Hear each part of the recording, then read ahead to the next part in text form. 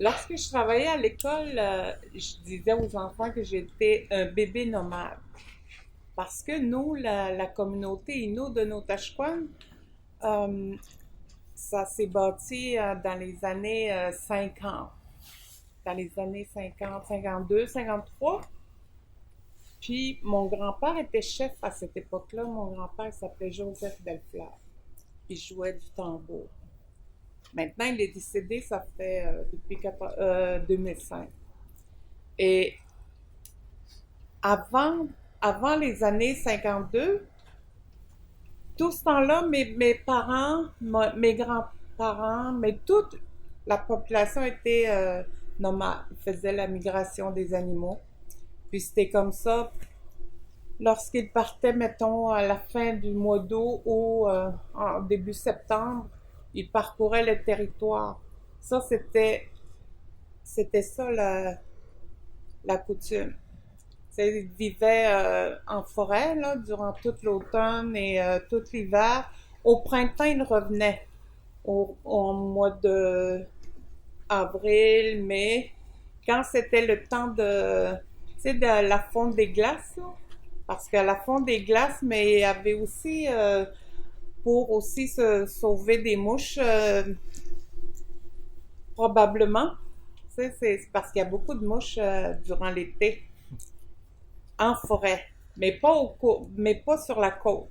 Nous autres, on habite sur la côte, c'est sur le nord-est du Saint-Laurent, le long du golfe. Puis, lorsque, mettons, les Inuits, euh,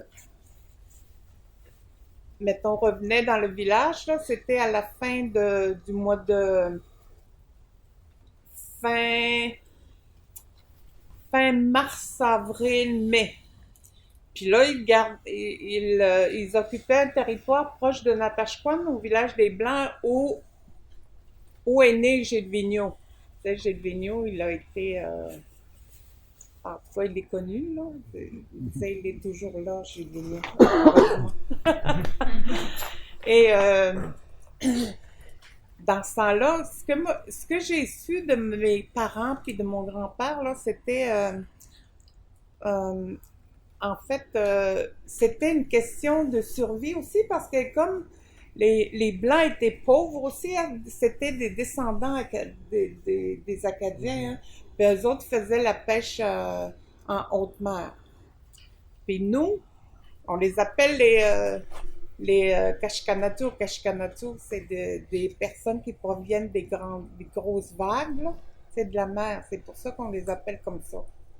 C'était Kashkanatu. Et c'est sûr qu'à cette époque-là, tu sais, bon, ben, lorsqu'ils revenaient sur la côte, c'était pour pêcher le saumon, pour se reposer, pour faire les canaux, pour faire les vêtements, pour broder, pour socialiser, pour faire des mariages, pour faire des baptêmes après, lorsque nous avons eu la nous avons été évangélisés, ça faisait, je pense, ça fait comme quelques siècles, là. C'est bon, un siècle et demi peut-être, là. Fait que c'est ça qui est advenu. Et à cette époque-là, les Inuits, nous étions de croyances animistes et nous le sommes toujours, même si nous pratiquons la religion catholique. Tu sais, ça n'empêche pas ni l'un ni l'autre. C'était ça le nomadisme. Et les gens, les Inuits se voisinaient aussi. Là, ils se rencontraient dans un lieu qui s'appelait euh, mon dos, comment Marquano Mosquaro. C'est là qu'ils se rencontraient, tu sais, parce qu'il y avait des familles aussi, parce qu'il y avait des alliances entre les différents clans, tu sais, qui occupaient les grandes rivières, là, comme à Pakwashipi, Onamanchipi, La Romaine, Otashquan, et Wanchik, tu sais, c'est Washat, en tout cas, tout ça, là, c'était souvent, on nous dit, vous, les Indiens, vous n'êtes pas organisés. Mais nous l'étions, ça, nous l'étions, parce que on s'est toujours bien organisé dans le territoire pour l'occupation des territoires. Et ça se faisait aussi en parole parce que nous sommes de tradition orale. Tu sais, il n'y avait pas de gouvernement qui nous dictait quoi faire là, avec la loi sur les Indiens. Puis tout ça, on se respectait dans tout ça. Là. À cette époque-là, c'est bon, comme il n'y avait pas ça, mais pourquoi aussi on respectait aussi toutes les règles qu'on avait à suivre? C'était une question de survie, une question de respect, parce que c'était nécessaire de se soutenir pour faire vivre les familles, les clans. Ça, c'était ça dans la philosophie Innu. Et le partage, ça, c'était vraiment quelque chose.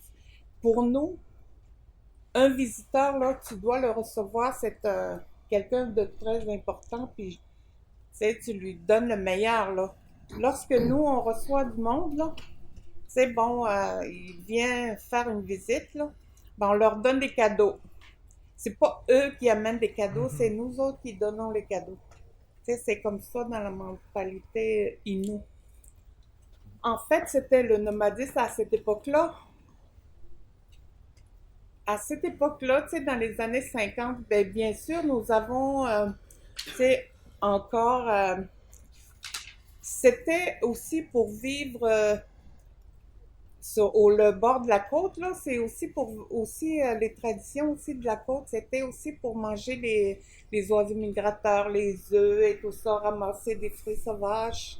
Et tout ça, là, c'était chaque saison avait, mettons, avait une signification, puis des activités, des cérémonies, puis il y avait aussi, tu sais, des activités, comment je dirais ça, là, mais des, euh, des événements, là, qu'on devait vivre avec nos familles, avec, ça, c'était quelque chose de très important.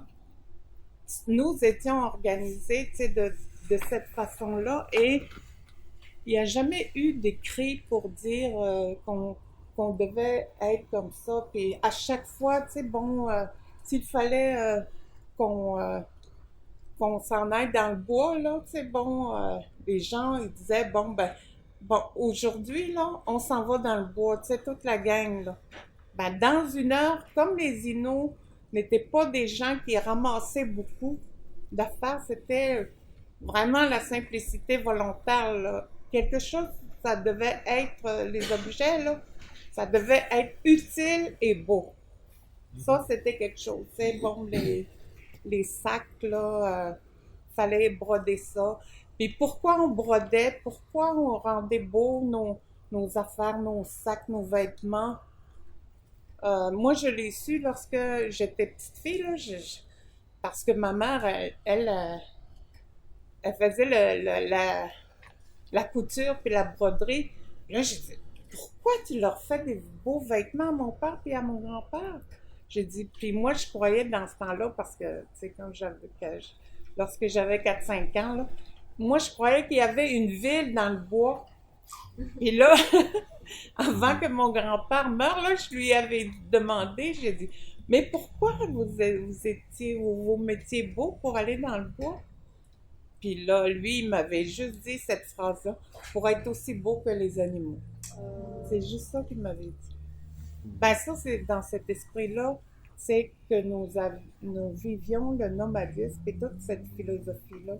Ben, je pense que j'ai trop parlé, puis je vais lui donner Non, t'as pas trop parlé, t'as Non. bien parlé. C'était bien. Je vais laisser la on a- parole à Ben, Nicole et Jacques. Les ouettes, les ouettes, oui, merci. comme les ouettes. Merci. Ben, le nomadisme, pour les Abénakis, c'est loin, loin, loin derrière. Germaine, c'est des années 50. Fait que ça veut dire que ça, c'est hier. Ben oui. Mais nous autres, c'est comme avant hier. Tu sais, les Abénakis, là, d'abord, ils n'étaient pas juste nomades, ils étaient semi-nomades. On n'a jamais été décidés, nous autres. Tu sais, on trouvait que les deux mondes étaient bons. Fait que des fois, on s'arrêtait plus longtemps, puis des fois, bon. Un peu comme Germaine a dit, c'est quand on allait avec le cycle des saisons, puis nous autres avec les lunes. Les lunes nous disaient quelle activité on devait faire dans chacune des lunes. C'était l'indice. Aujourd'hui, je suis pas sûre que les lunes disent la vérité, là. Mais dans le temps, oui. Tu sais, donc il fallait qu'on savait quand c'était lune, c'était le temps d'aller à la pêche aux poissons. Là, ça montait le poisson, fait qu'il fallait aller là pour ça.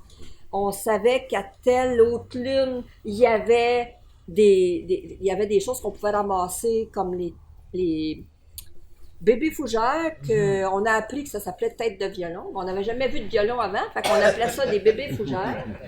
Et puis, donc, à chaque lune, puis la lune dans le nom qu'on donnait à la lune, parce qu'il y avait 13 lunes, puis on donnait des noms à chacune de ces lunes-là, il y avait une activité principale pour chacune de ces lunes-là. Non seulement il y avait une activité principale, mais là, on savait qu'il y avait des gens qui étaient... Oui, tout le monde y allait, là, mais il y a des gens qui sont meilleurs. C'est comme aujourd'hui, il y a des gens qui sont bons dans quelque chose, puis il y en a d'autres qui sont moins bons. Ben nous autres, à chacune des lunes, il y avait des gens différents qui se mettaient qui étaient mis en valeur parce que leur activité, c'était ça, leur activité. Fait que c'était une façon aussi de montrer que tout le monde avait sa place, là. Tout le monde était... Donc, puis quand je parle au passé, c'est ça, mais tu sais, c'est sûr que ces histoires-là, même si c'est loin, tu sais, derrière 300 ans passés, c'est passé dans nos histoires. C'est passé dans nos histoires. Puis des fois, quand les anciens, pas juste mon grand-père, mais d'autres, qui n'ont pas vécu ce temps-là non plus, parce que là, on est encore avant ça, là. Tu sais, nous autres, à partir de 1600, là, 1620, on a rencontré les Anglais, là. OK? Fait que ça n'a pas été facile. OK? Mais avant ça, tu sais, fait que donc les gens qui racontent les histoires, ils les ont pas vécues. Mais ils ont raconté comme s'ils avaient vécu. Et puis, moi, je racontais ces histoires-là comme si je les avais vécues, alors que je suis pas là du tout, là, tu sais. Mais c'est être fidèle à cette tradition-là. Donc, les nomades, c'était aller avec le cycle des saisons pour être capable de survivre. Il fallait pas que tu manques ton coup, là, parce que, tu sais, si tu manques ton coup à l'érable, là, tu pourras pas le faire au mois de juin, tu sais. Tu comprends-tu? Faut que tu le fasses quand il passe, là, tu sais. Fait que c'était tout comme ça. C'était fait comme ça, il y avait des indices comme ça qui faisaient que on assurait notre survie comme ça. Et puis oui, il y avait des conflits, oui, mais il y avait des clans. Il y avait des clans qui n'étaient pas toujours amis avec les autres. Il fallait faire des alliances. Et puis les alliances, ça faisait souvent sur le bord des rivières. Et puis les gens avaient des noms, portaient les noms des rivières. Souvent, c'était ça qui définissait le nom de la personne qui était nomade. Les autres étaient nomades sur cette rivière-là.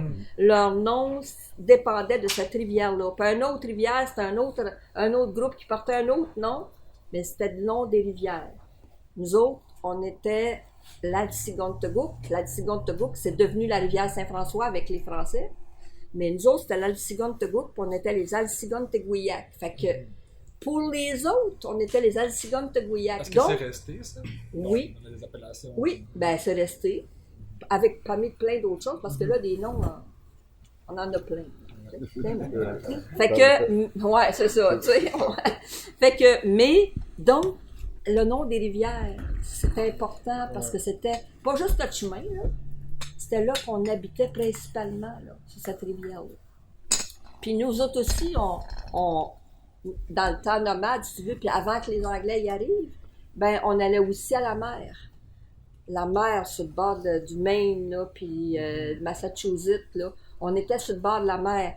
Et puis, des histoires qu'on nous raconte, que là, il y avait des temps pour être là. Il y avait des temps pour être sur le bord de la mer. Et puis, c'était le temps de manger des fruits de mer. Là, t'es plus capable d'en manger, pauvre toi.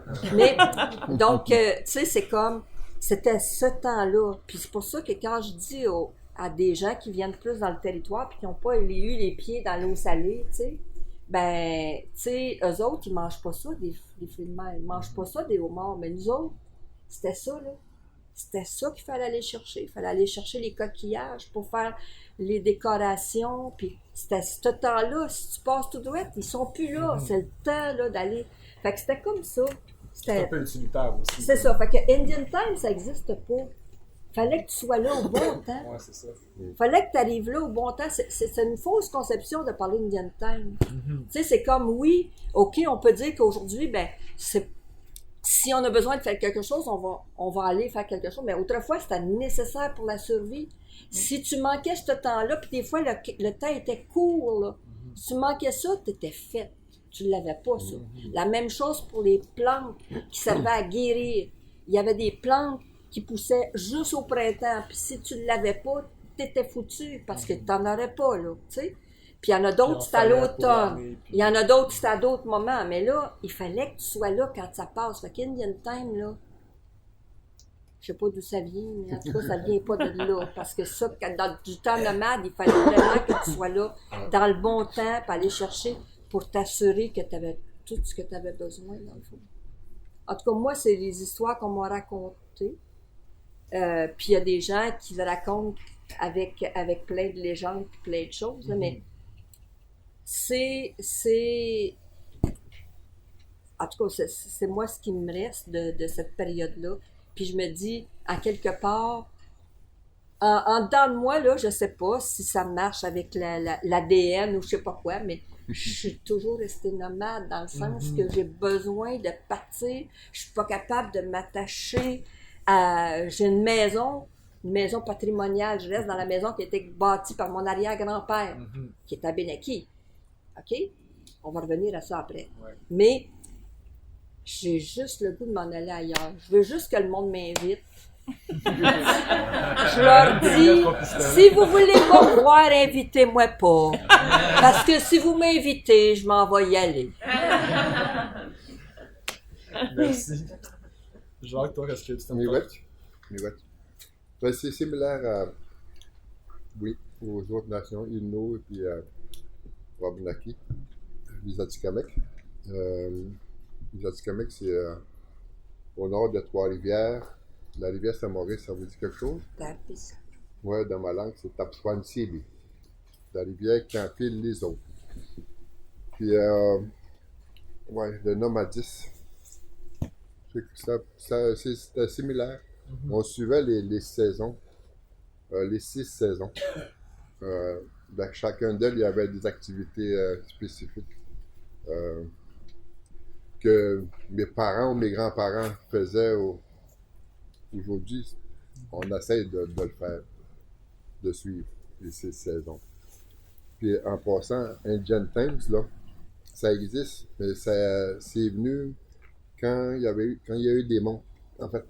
Puis il fallait aller à une rencontre ou à une réunion, puis l'Indian Times, c'est là. Okay. Donc, tu dis 6 saisons. C'est la faute de la montre. Avec la sédentarisation. Ouais, c'est en plein ça. Quand tu dis 6 saisons, tu te réfères à quoi? Là, on est à Dragon, la saison, Dragon. C'est une saison spécifique, c'est l'automne. Puis les gens se déplaçaient sur le territoire à travers des rivières, bien sûr, pendant qu'il était encore possible. Puis chaque famille allait à un endroit propice où il y avait le poisson. C'est le moment où le poisson va frayer. Et c'est là qu'on allait chercher le poisson pour pouvoir passer un certain mois, des autres mois qui suivent, avoir un peu de... Comment est-ce qu'on dit ça? OGM, là? Poisson? OGM. Puis après l'autre saison, souvent, c'est un autre mois, c'est Petit Béboune, c'est le pré-vert. Puis souvent, c'est au mois de novembre, puis c'est le temps du début du gel, des premières neiges, des ruisseaux qui gèlent, etc. Et ben, c'était une autre saison qu'on pratiquait. J'ai eu la chance de le faire quand j'étais jeune. J'ai suivi mes parents et mes grands-parents dans la forêt avant que j'aille à l'école. Puis on allait où il y avait des corrigons. Alors c'est une autre sorte de poisson qui frayait, mais on pouvait passer le restant d'hiver à ce lieu-là. C'est l'Atikamekw. C'est l'Atikamekw. Oui. Ouais. Puis souvent, il s'installait à un endroit pour passer l'hiver, pour la chasse puis la trappe. vu qu'on avait quitté, mettons, la grande rivière qui est la Saint-Maurice, Tapsquan-Sibi, pour aller plus loin sur le territoire, à partir du mois d'octobre, les gens se déplaçaient pour aller à une rivière spécifique ou à un territoire spécifique où il y avait du poisson, Calégon, et pour s'installer pour la saison d'hiver, pour pogner le castor, le lièvre. C'est moins froid aussi, comme elle disait aussi. Dans le territoire, c'est moins froid que sur le fleuve aussi. Là. Ouais. Sûrement qu'anciennement, les Atikamekw occupaient aussi le fleuve aussi. Ils venaient pour les poissons l'été, c'est là qu'il y avait du poisson, c'est là qu'il y avait la Pour nourriture. rencontrer les Abénakis. Oui, c'est ça, on fait des échanges, tu sais, s'envoyer la main aussi, je sais pas, tu sais. Il y avait c'est sûr, des mixages, puis il y avait des alliances, des mariages qui se faisaient aussi avec les autres clans qui sont autour, tu sais, pour qu'il y ait une bonne harmonie, c'est sûr. Ouais. Après, c'est Piboun, après l'hiver, on passe l'hiver dans la forêt, dans le bois. On prend du territoire ce qu'ils nous donnent. Les femmes transforment la peau, ce qu'on a besoin pour s'habiller, les mocassins, pour être au chaud, les couvertures comme des peaux, etc. pour les enfants. Puis les hommes, eux, parcourent encore le territoire à la recherche du gibier, du castor, etc. Jusqu'en janvier, c'est plus difficile souvent. C'est le gros froid. Les animaux sortent moins, bougent moins, alors c'est un peu plus difficile. Alors souvent, les réserves, puis tu les fasses un peu d'avance. Alors, on est comme sédentaire à cette période-là. Et on commence à bouger un peu quand vient le pré-printemps. Ségoun. Piboun, Ségoun. Alors, c'est le mois d'avril, le soleil réchauffe le territoire, puis tout fond, et tout se met à fond, il y a plus chaud. Les rivières coulent de nouveau. Alors, on va bouger parce que le soir, il y a la croûte. Tu sais, la lune refroidit le territoire, puis la neige devient dure. Comme ça, on peut se déplacer sur le territoire pour aller à une autre place. On change d'endroit. On changeait d'endroit. Pour se rapprocher de plus en plus vers les grands eaux, les grandes rivières. Là. Ouais. Il y avait une migration, puis souvent on allait où il y avait aussi soit de l'érable, parce que nous, au plus haut, plus au nord on était, il fallait descendre un petit peu plus au sud pour avoir de l'érable, pour faire, vous savez, le sirop et le sucre d'érable. Ou souvent c'est avec le boulot qu'on faisait aussi sur place. C'était une vie très simple, je dirais, qui demandait quand même beaucoup d'organisation, je dirais. C'est naturel. Ça faisait des milliers d'années qu'ils sont comme ça, qui vivaient comme ça. Tu sais. C'était naturel. Et chaque personne, comme elle disait, savait déjà ce qu'elle avait à faire quand c'était le temps de partir ou quand c'était le temps de monter le campement. Tout le monde avait son rôle dans ce qu'il avait à faire. Ça ne prenait pas de temps. C'était monté. C'était la même chose quand on immigrait sur le territoire. Tout le monde savait ce qu'il avait à faire. Chacun participait à amener des choses. Au printemps, ben après le sirop, le sucre, qu'on gardait précieusement, parce qu'on savait qu'on rencontrerait d'autres personnes un peu plus tard dans le printemps. Puis là, on s'en allait justement tranquillement où toutes les familles, les clans se réunissaient. Comme les gens de chez moi, il y a peut-être 12 familles qui sont parties dans le territoire, mais ils reviennent tranquillement au mois de mai, quand la glace a fondu. Puis là, ils se retrouvaient début juin à passer l'été ensemble à un lieu.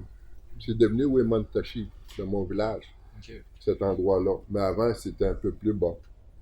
À cause des Français qui sont arrivés et la guerre avec les Iroquois, on a dû monter des endroits, des lieux.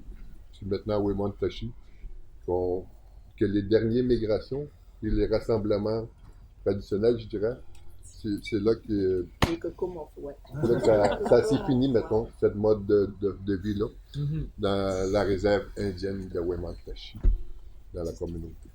Ouais. Je sais qu'il y a eu des grandes migrations bien avant aussi. Ok. Avant d'être semi-sédentaire, on a émigré. La nation, toutes les nations ont émigré. La grande famille algonquienne a émigré. Les Iroquoiens aussi, les Inuits aussi. On est venu. Parce qu'ici, il y avait de la glace. Hein? Il y avait... T'en rappelles, hein? Ça fait pas Ouais, je longtemps. m'en rappelle. J'allais chercher de la glace l'été, là. Tu sais. Des fois, on lichait la glace, là. Tu sais, alors, nos ancêtres, ils ont émigré du sud, de la côte est, en s'en venant tranquillement. Et les gens ont suivi le gibier, des glaciations, se sont installés au fur et à mesure qu'ils trouvaient que c'était propice pour un certain clan qui vivait, qui préférait rester là, puis d'autres qui ont continué à suivre le troupeau. C'est des trucs. C'est intéressant. C'est vraiment intéressant, la migration. Et la sédentarisation maintenant, aujourd'hui, Mais c'est autre justement, chose. parlant de ça, comment Ouais. ça l'a affecté cette sédentarisation, ça l'a affecté ces coutumes-là et ces traditions-là, comment ça l'a changé. Mais moi, je pense en tout cas pour la langue, là, concernant la langue. Parce que moi, mon Dieu, c'était quelle année ça, là? C'était avant que j'arrête de consommer, ça, c'était avant 92. Je pense que c'était en 90 ou 91, j'avais participé à une conférence à Manoine. Mm. Puis il y avait des aînés Atikamekw qui étaient là. Il y avait celui qui faisait les canaux, l'Oscar. César Nouachiche. Mhm. Puis il y avait, en tout cas, il y en avait d'autres, là. Mhm. Puis il y avait aussi, en tout cas, Tom Rankin, c'est un Ouais. Anishinaabe. Ouais. Puis il y avait Madame Léonore Sioui, tu sais, La poésie. oui, elle est Wendat, elle. Puis il y avait mon grand-père, là, Joseph Bellefleur, là, il était Inou. Puis il y en avait d'autres qui avaient participé. Puis avec chaque aîné, ben, il y avait des interprètes. Moi, j'étais interprète pour mon grand-père. Puis lorsqu'il y a eu la conférence, moi, j'interprétais pour lui. Puis les aînés, là, tu sais, chacun parlait, puis c'était... même s'ils se connaissaient pas, là, moi, je voyais c'est, en tout cas, tout le respect qui se vouait Ouais. entre eux. Tu sais, puis vraiment, là, tu sais, puis ils s'écoutaient parler, puis ils échangeaient, puis à un moment donné, il y a eu une pause. Ça, je me rappelle, là, fait que il y avait, comment elle s'appelle, la fille de Tom Rankin, Jane Madjam. Je connais pas. Jane Rankin? En tout cas, sa fille. Mais il y en a plein de filles. Oui, c'est ça. Jane, oui, c'est ça. Jane Rankin, elle avait traduit pour son père. Puis il y avait je sais pas, un autre Atikamekw là, pour César Ouachiche. Puis nous les avons suivis, les interprètes, et lorsqu'ils sont allés dans une table, puis là, ils ont pris une carte géographique, puis là, ils indiquaient les endroits, ils disaient Nitchkun, c'est parce que j'ai déjà entendu ce nom-là. Puis ils se parlaient en Innu. Mon grand-père, il parlait un Innu que je comprenais pas. Puis les autres Atikamekw, je pensais que c'était dans la langue Atikamekw ou Anishinaabe. Là, j'ai demandé à Jane, j'ai dit, c'est quoi qu'il dit ton père? Elle dit, je le comprends pas. Puis l'autre aussi, l'interprète Atikamekw, j'ai dit, c'est quoi qu'il parle? Elle dit, je sais pas, je le comprends pas. Tu sais, on les comprenait pas, mais eux autres se comprenaient entre eux. Ça m'avait fascinée, là, puis ça a toujours été...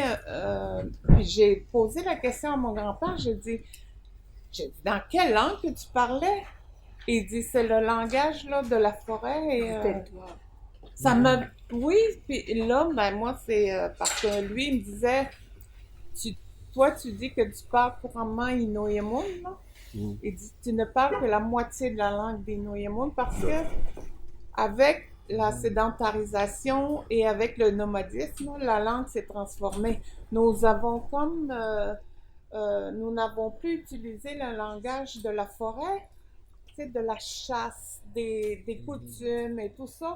Fait que tous ces mots-là ont été comme exclus de nos vies, tu sais, de nos vies d'enfants lorsque nous avons été à l'école. Ben, c'est ça, tu sais, puis la façon de voir, c'est lorsqu'on dit exemple, là, tu sais, je fais de la confiture, une mina poutine, on dit une mina poutine, tu sais, je fais de la confiture avec les fruits, là, c'est le vrai langage, là. Puis les enfants, des fois, ils disent, un- euh, euh, tu sais, ils vont traduire comme d'une autre façon, là. Tu sais, avec les fruits, là, je fais bouillir des... Tu sais, ils parlent un autre langage, là, que c'est même pas la vraie, le vrai mot, là. Le vrai mot juteux, là, de la langue d'origine, là. Fait que c'est ça, la transformation de... Ouais, même dans la langue. Évoluer Oui. la langue. Ouais, ouais. Est-ce que c'est quelque chose que vous faites aussi parmi vos Ah, communautés? nous autres, il y a plein d'autres choses, là. Tu sais, je veux dire, nous autres, on était les Abénakis sur le territoire, quand on est devenu plus sédentaire, si tu veux, c'est par la force de la guerre. On a été chassés de nos territoires. On a été tués sur place. Tu sais, je veux dire, c'est comme, on n'a pas vécu la paix de territoire. Nous autres, notre territoire est envahi en premier. Ce qui fait qu'on s'est rassemblés, on s'est réfugiés. Je dirais, il y a des gens qui n'aiment pas ça, mais c'est comme ça. On était les premiers réfugiés. Tu sais, de la côte, aujourd'hui, il y a plein de réfugiés, on en parle des réfugiés, là. Mais nous autres, on est des premiers réfugiés parce que les Anglais venaient envahir le territoire puis nous tuer à vue, presque, là. Même si on voulait garder la paix, il y a des tribus, dans le temps qu'on disait, mais il y a des nations qui étaient là depuis toujours puis qui voulaient être neutres. On ne pouvait pas être neutre. Il fallait qu'on soit avec les Anglais ou soit avec les Français. On ne pouvait pas être neutre. Si on était neutre, on était fait.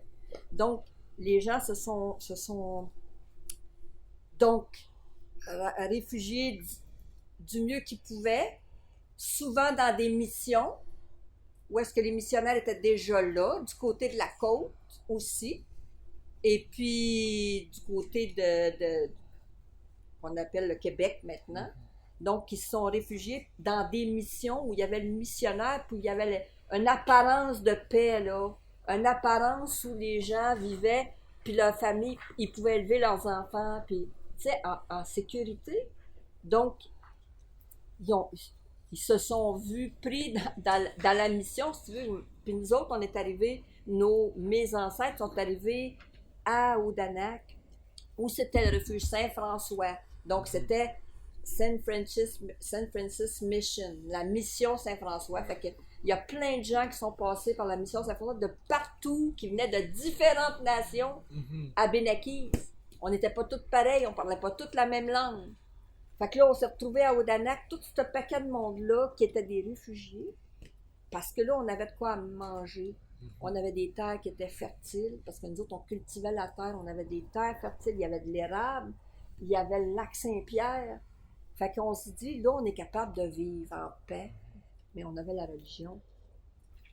La religion qui est venue nous dire qu'il fallait qu'on soit, il fallait qu'on croie à ce Dieu-là, à ce Fils-là.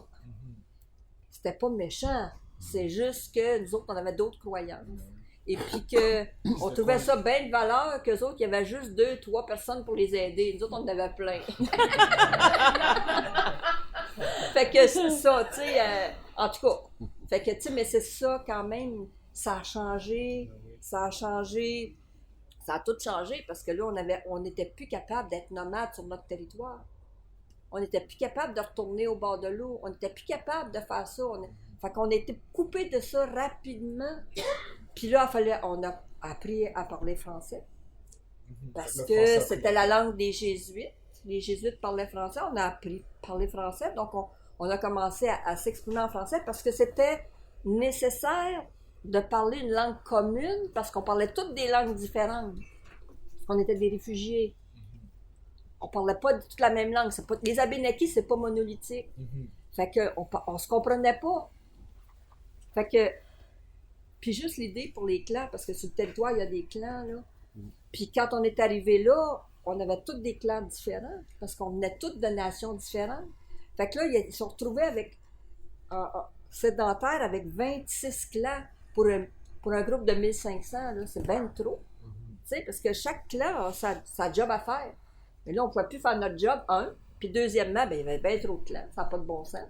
Fait que là, ben, il y a eu des conseils pour essayer de voir comment on pourrait mixer des clans, comment on pourrait ensemble, puis on s'est entendu pour qu'il y ait 4 clans à Odanak qui chacun avait son utilité dans le monde sédentaire. OK? Si je peux appeler ça comme ça. Et puis, fait que c'est ça. Fait qu'on s'est entendu comme ça, mais ça a fait des bouleversements terribles parce qu'il y a des gens qui venaient, puis qu'eux autres qui étaient. Il y a des gens qui étaient monogames, ou presque, à tour de rôle, comme aujourd'hui.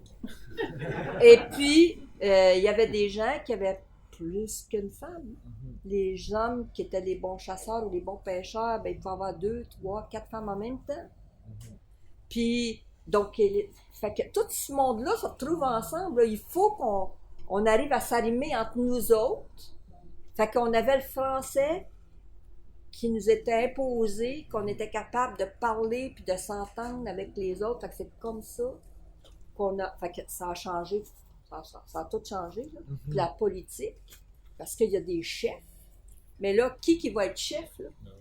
Il y a des chefs qui venaient de partout. Qui va être chef? Il y a des gens que c'était les femmes qui étaient les chefs. Nous autres, on avait des femmes chefs. Ben là, pour d'autres, c'était pas ça, c'était juste les hommes. Fait que là, entre nous autres, là, ça a bouleversé les premiers temps où on est devenu, c'est devenu un refuge, la mission Saint-François, mais c'est devenu aussi un bouillonnement de toutes sortes d'ajustements, d'accommodements. Fait que c'est pour ça qu'aujourd'hui, on dit que les Abénakis sont très accommodants. Encore aujourd'hui. Ça, c'est quelque chose qui nous est resté. On est accommodant, on n'a pas eu le choix, il a fallu qu'on s'accommode. Il y a eu plein... Pour être en sécurité, il fallait qu'on s'accommode.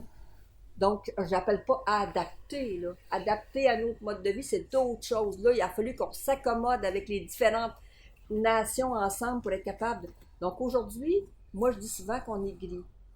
Dans le sens que... Je ne fais rien contre le gris. Mais c'est juste que je dis, souvent, il y a des gens qui sont noirs dans la façon de voir, ils sont organisés. Il y en a d'autres qui sont blancs, mais je ne parle pas de la couleur de la peau. Et puis, ben, nous autres, on est entre les deux. On a pris des choses noires, des choses du blanc, on a fait du gris, puis on s'adapte avec ça. Fait que les Abénakis sont... Puis souvent, à cause de ça, puis je te laisse parler, Jacques, là.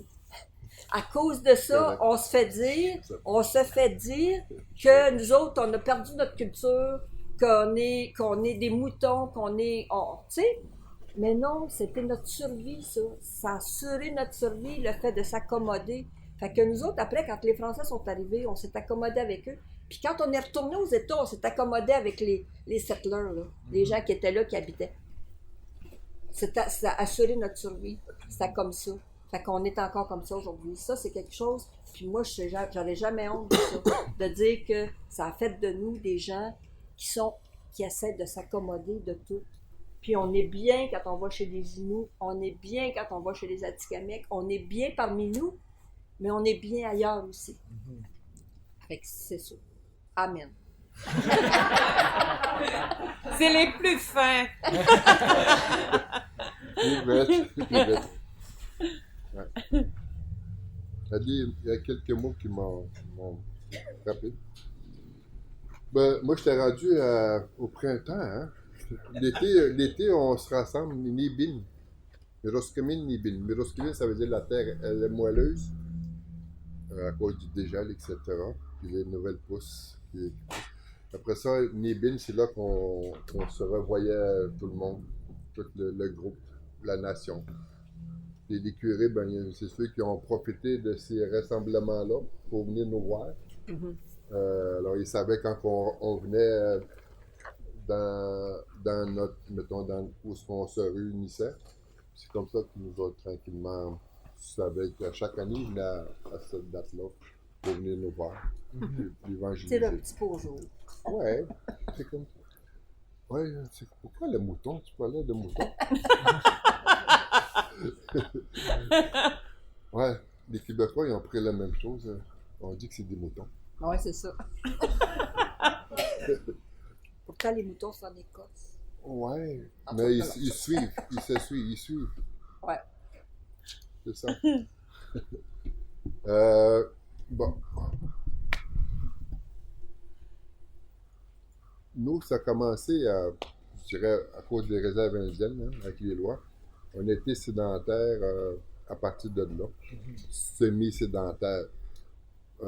Les Atikamekw vivaient ensemble. Manoan, Obidjuan, Wemontashi, c'est, mettons, trois grands clans familiales. Et dans ces trois-là, il y avait plusieurs clans aussi, de famille.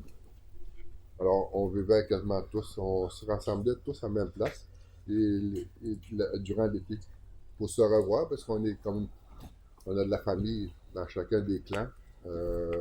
Les mariages, il y a aussi les naissances, les nouvelles, les décès.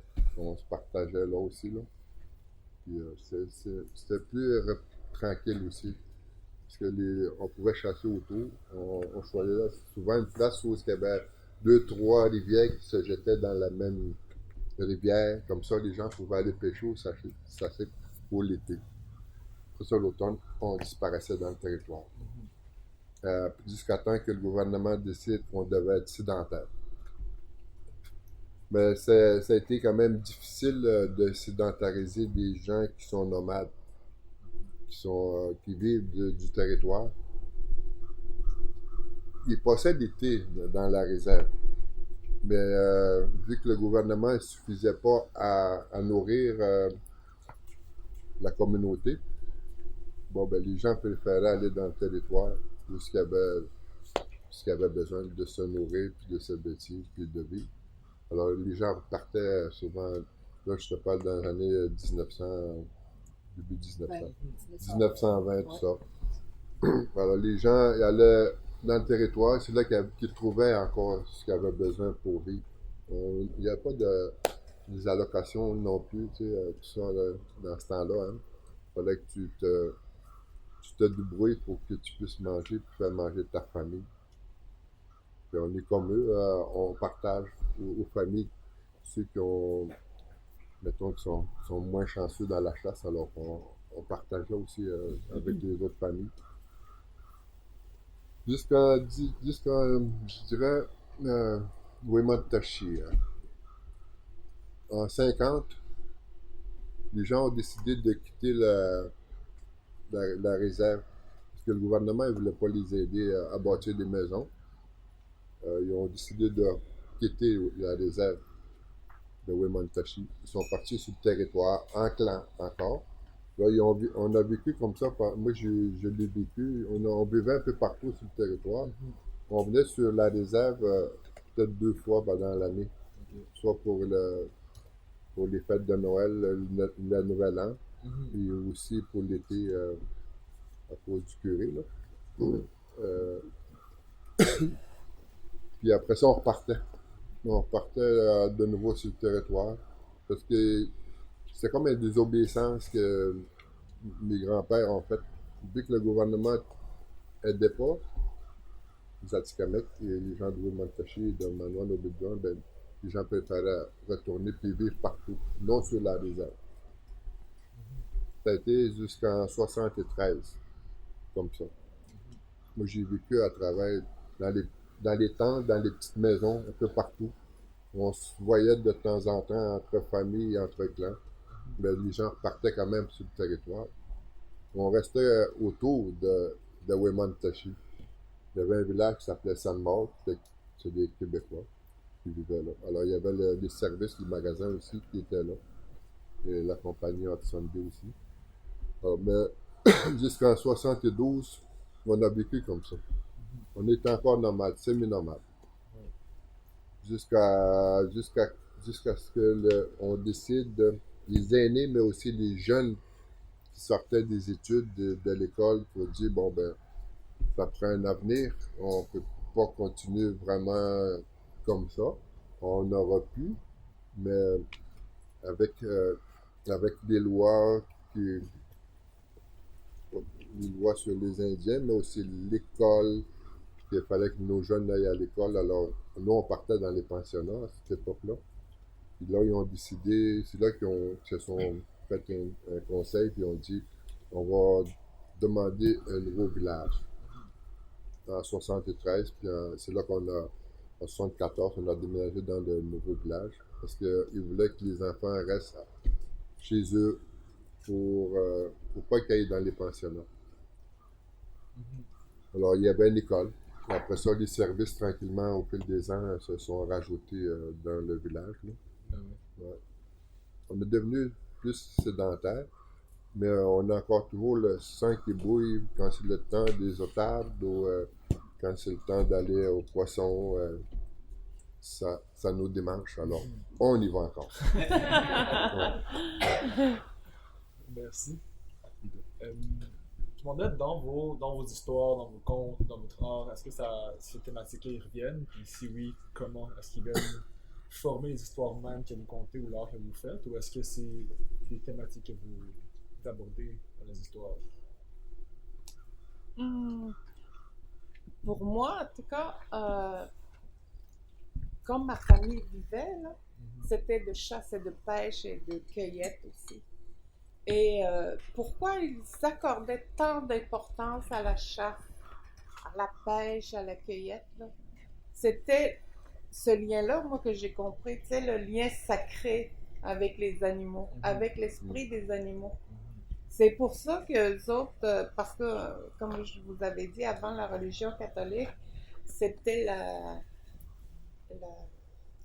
les croyances animistes. C'est avec chaque groupe, avec chaque groupe d'animaux, ben il y a un maître. C'est comme le maître du caribou, tu sais, qu'on appelle Papakwasir. Le maître, en tout cas, des animaux à fourrure, les animaux aquatiques, tu sais, qu'on appelle Mishnak. Tu sais, en tout cas, il y en a plein, là, comme Nicole avait dit. Et ça, là, et encore aujourd'hui, en tout cas, je sais que mon père et ma mère, là, eux, c'était des enfants de la forêt, là. Ils avaient vécu toujours toute leur vie, puis même après, lorsque dans le village, là, ils allaient dans le bois tout le temps. Et c'est bon. Et puis, en même temps, il y avait les grands-parents, nos grands-parents, là, nos arrière-grands-parents. Puis c'est eux qui transmettaient oralement tous, comme valeur, toutes les histoires qui sont reliées à la chasse, aux légendes, à la famille, en tout cas, tous les groupes des Inuits, tu sais, comme Nicole avait dit, c'est les noms des rivières. Nous autres, on vient de Notashquan. On dit Notashquan, parce que la grande rivière Notashquan, c'est la grande rivière Notashquan, Notashquan, Yuripo. Ben, c'est ça. Puis nous autres, c'est comme si nous étions les enfants de cette rivière-là. Et puis, à cette époque-là, c'est bon. Lorsque j'ai commencé à travailler là, dans la communauté, j'organisais en tout cas, des rencontres, des réunions, puis je disais, bon, à telle date, il va y avoir une réunion, avec, exemple, le ministère des Affaires indiennes. Puis là, en tout cas, c'était un beau mois de janvier, c'est froid, c'est bon pour aller à la chasse, là, puis ça, c'était... Personne là. Cette semaine-là, les chasseurs, ils ont dit, bon, là, c'est le temps d'aller à la chasse au caribou, là. Fait qu'ils sont partis avant la journée de la réunion. Puis là, ben, quand le ministère sont arrivés de la grande ville, je sais pas, Ottawa ou quoi, là, a dit, puis ton monde, ben, ils sont partis à la chasse. Mais là, c'est pas sérieux, ce monde-là. Mais moi, moi, en tout cas, je savais que pour mes parents, c'était quelque chose de très important pour eux, là. Puis je savais, mais à cette époque-là, j'étais jeune, tu sais, dans la vingtaine, puis j'arrivais pas à expliquer, en tout cas, ce sens-là de l'organisation, pourquoi c'était ainsi, tu sais, parce que à cause de toutes les cérémonies aussi qu'on allait faire, parce qu'au printemps, il fallait prévoir le printemps, là, en Pâques, à peu près, en Pâques, là, on faisait toujours un matoucham. Tu sais, c'est comme l'action de grâce, là, tu sais, bon, rendre grâce aux esprits des animaux, puis on invite toute la population, surtout les aînés, à manger de la graisse de caribou qui est sacrée. La viande de caribou et tout ça, c'était quelque chose qu'il fallait qu'on fasse à chaque... Ça, c'était pour maintenir aussi le respect envers les animaux. Ça, c'était quelque chose pour notre survie, aussi pour la survie de toutes nos traditions. Et je pense que c'est ça qu'ils n'ont pas compris, les fonctionnaires qui travaillaient aux affaires indiennes, là. Ouais. Maintenant, je le comprends au fur et à mesure que j'ai avancé, tu sais, bon, et aussi en écoutant les aînés, tu sais, parce que Bébite, là, ben, Joséphine Bacon, tu sais, c'est ma soeur adoptive, puis elle, ses professeurs, c'était mes parents, nos parents, là. Bon, mon père, ma mère, mon grand-père, puis les aînés, tu sais, puis moi, j'ai eu les mêmes professeurs que Joséphine, là, parce que, ben, de toute façon, je les ai eus avant elle, lorsque j'avais 4, 5, 6 ans, là, jusqu'à... Mais moi, à cette époque-là, j'étais pas consciente de ça, mais je les écoutais, tu sais, bon, lorsqu'ils travaillaient ensemble, là, je les écoutais, puis avec les vieux mots, puis là, moi, à cette époque-là, j'étais j'étais adolescente lorsque j'étais jeune adulte, je disais, oh, c'est une langue que je vais oublier de toute façon, tu sais. À cette époque-là, je me disais ça. Mais comme j'ai une bonne mémoire, je suis vraiment heureuse d'avoir eu dans mon ADN, là, tu sais, la force de la mémoire. Et la mémoire aussi, c'est quelque chose qui est très important pour nous. Parce que dans la mémoire, bon, il y a tout ce côté-là que nous avions comme tradition de transmettre le savoir. Tu sais, tout ça. C'est plein d'éléments là qui, c'est bon, qui se rattachent à tout ça là, comme, c'est bon, exemple. Lorsque c'était le temps de la pêche au saumon, bon, ben, tu sais, quand est-ce qu'on va aller à la pêche au saumon?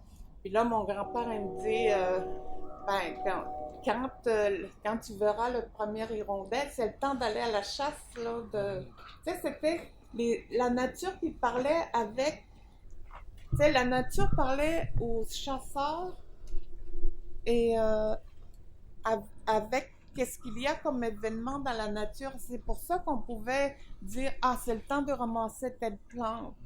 C'est le temps de c'est le temps de ne plus le ramasser parce qu'à cette saison-là, elle devient poison, cette plante-là.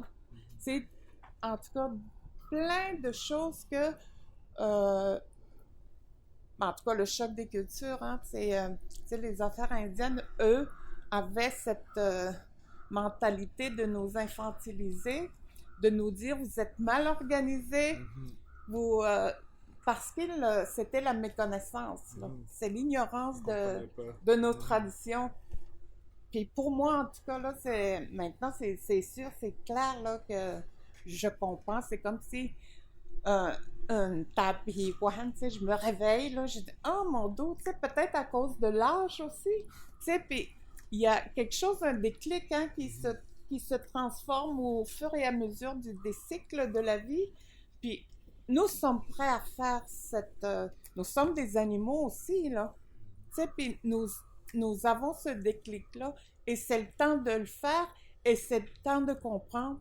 Et pour même les enseignements, ma mère, elle me disait, puis là, elle m'en donne là encore, là, tu sais, fait que, parce que il y a des moments lorsque la personne est capable de comprendre cette importance de cette valeur-là, là, on va lui transmettre cet enseignement-là. Mais ça, c'est pas écrit là, à telle date, à tel âge, là, mais c'est avec tout ce qui se passe dans la vie de cette personne-là, les gens, les aînés, là, ils savent quand est-ce transmettre cet enseignement-là. Ben, tu sais, avec la sédentarisation, c'est ça qui a fait que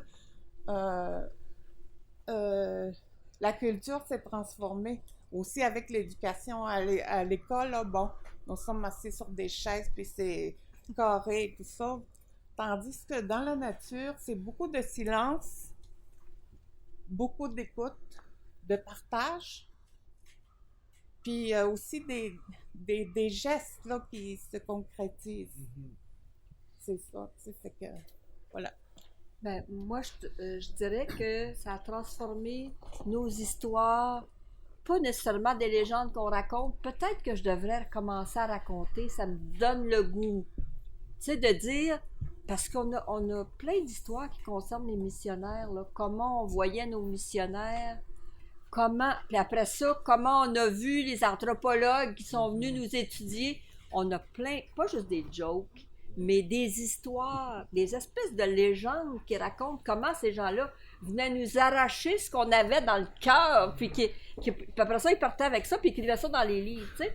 Fait que, on a des histoires comme ça, mais moi, c'est pas ces histoires-là que je raconte, mais je pense qu'il y aurait quelque chose à raconter aussi, comme ça. On a des histoires, on a même mis dans nos... On a un héros mythique, nous autres, qui s'appelle Glooskap. Glooskap, c'est celui qui transformait le monde autour de nous pour le rendre plus facile aux humains. Ben, ça dépend. Des fois, c'était plus difficile aussi, parce qu'il trouvait que c'était trop facile de prendre le sirop d'érable, de s'asseoir à côté puis de boire le sirop.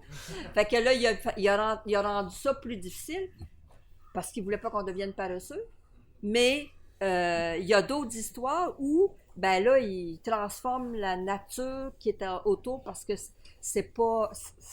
ça vit mal avec les humains. Donc, il nous a aidés. Donc, on a des histoires de ce héros-là qui... la première fois qu'il a vu arriver un bateau avec des arbres dessus, puis, tu sais, ben, un bateau qui venait fait qu'il a vu arriver ça, et puis, ben, il se demandait, est allé, puis comme il ne pouvait pas aller au bord de la mer parce qu'il n'y avait pas assez d'eau, dans l'histoire, là, je vais faire ça vite, là.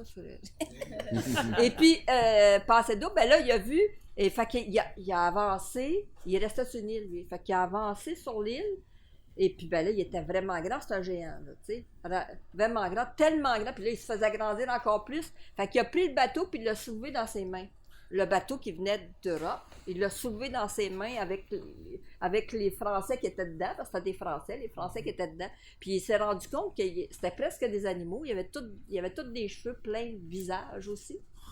Fait que, en tout cas, fait que là, il leur a dit, ben, fait que les autres, ils ont dit, faut que tu nous déposes, parce que là, il était dans les airs, le bateau dans les airs, là, dans les mains d'un géant, là. Fait que, et puis, on dit, ben, faut que tu nous déposes au nom du roi, tu sais, parce que nous autres, là, c'est le roi qui nous envoie ici, faut que tu nous déposes. Fait qu'il dit, ah, vous avez un roi, tu sais, il savait pas c'était quoi un roi, bon. Fait que, finalement, il s'est fait dire que le roi, il restait de l'autre bord de la grande eau. Fait qu'il a redéposé le bateau, puis il a donné une poussée pour qu'il retourne. Fait que ça c'est une des histoires, donc, ce héros-là. Mais après ça, lui, sur son île, il l'a transformé en bateau. Il y avait des grands pins sur son île, et puis il a mis des espèces de je sais pas quoi, là, de peau pour faire comme des voiles. Et puis les écureuils, c'était des marins, OK? Parce qu'il y avait des marins sur les... Fait que là, il a ramé avec sa grand-mère. Ça, c'est une autre histoire. En tout cas, il a ramé pour arriver jusqu'aux côtes de la France, finalement. Il est arrivé là, Et puis, ben là, c'était la nuit, fait qu'il il a passé la nuit là. Fait que là, le roi, il a vu qu'il y avait une île avec des grands arbres qui étaient là devant lui, qu'il n'avait jamais vu. Fait qu'il a dit, c'est quoi cette île-là? Ben, ils ont dit, on ne sait pas. Fait qu'il a ordonné à ses hommes d'aller couper les arbres. Fait que là, dans l'histoire, c'est ça. Fait qu'ils viennent couper les arbres. Et puis, il arrive pour couper les arbres. Puis là, ben, Glooskap, il veut pas. C'est son île. Il veut pas qu'il coupe les arbres sur son île. Fait que, en tout cas, puis il demande pour rencontrer le roi. Il va rencontrer le roi. Fait que donc, on a mis ça. Il est rentré dans notre super-héros. Tu sais, une histoire avec le roi de France. Puis là, je vous compte pas le reste, vous viendrez me voir à soir. Mais c'est ça. Tu sais, c'est comme, on l'a. Puis sinon, ben, des histoires plus récentes, là, il y en a pas vraiment beaucoup. Là, tu sais. Il y a quelques histoires où on raconte, où on se moque des missionnaires là, qui font des choses qui sont bizarres. Là. Fait que ça, on a dans nos légendes, dans nos histoires, on les a intégrés eux autres. Là. Puis là, ben maintenant, après ça a été des anthropologues. Mais ils sont pas rentrés dans les mythes. Là. Ils sont pas rendus là. Ils sont pas... Fait que... Mais c'est ça qu'ils cherchaient pareil, les mythes. Fait qu'en tout cas, fait que c'est ça. Ça a transformé un peu nos histoires. Jusqu'à même notre héros qui est allé rencontrer le roi. Là. Ouais. Jacques, pour toi, est-ce que ça descend? Il est quelle heure? Ça, on finit cette question-là, puis après on passe au public. Non, il est quelle heure? Après, ok. C'est bon.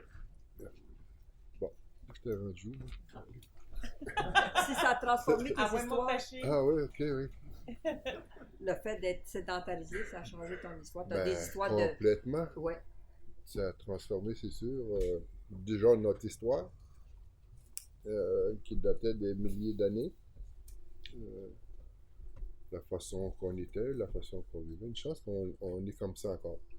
Ça n'a pas changé trop. C'est juste la mode de vie qui a juste changé. Comme tout le monde, je pense, ici. Bon, la sédentarisation, ça a amené du trouble. Pas mal de troubles. Pas mal de brouillard, je dirais même, dans les communautés, dans les réserves, comme ils appellent. Mais par contre,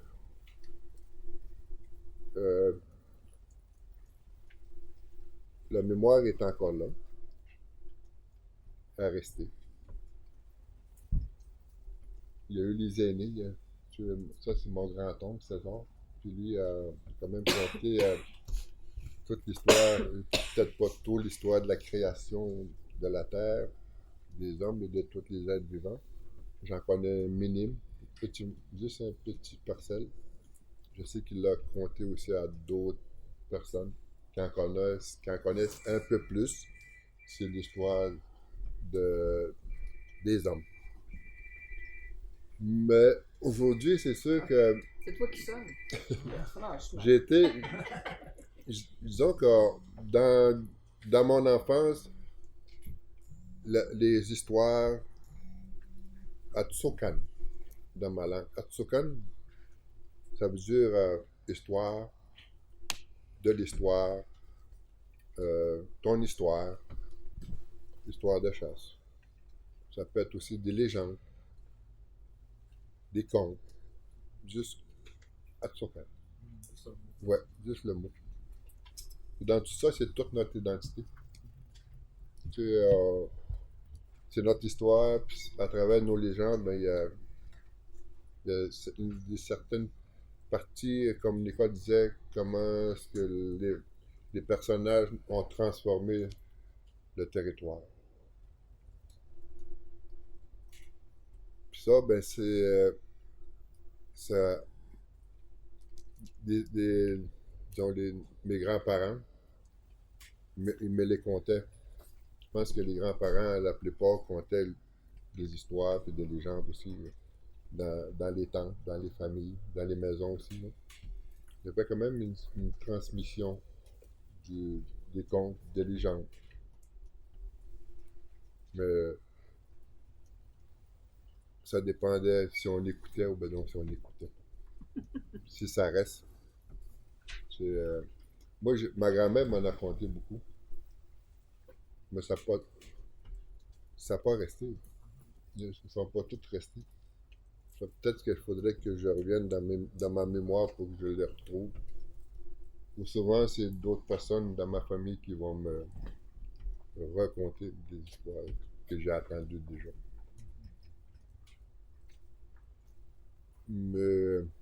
Puis j'ai été illustrateur, graphiste.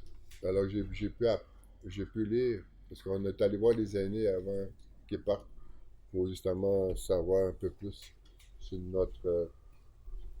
sur notre histoire, mais sur nos contes, sur nos légendes, sur leur histoire aussi. Chaque génération d'aînés a un vécu différent. Mon arrière-grand-père ne vivait pas comme mon grand-père, ne vivait pas comme mon père. Moi, je ne vis pas comme lui. Mais il y a quand même une transmission qui s'est faite. Mais c'est sûr qu'on perd. Faut être à l'écoute, mais ça prend des gens qui veulent connaître. C'est pas tout le monde qui ont la chance d'avoir écouté ou d'avoir attendu ou d'avoir illustré des contes pour les gens. C'est comme ça que moi, j'arrive à raconter certaines histoires. Mais je les transforme un peu à la façon d'aujourd'hui, je dirais. À ma façon. C'est la même histoire, mais transformée. Puis comment tu fais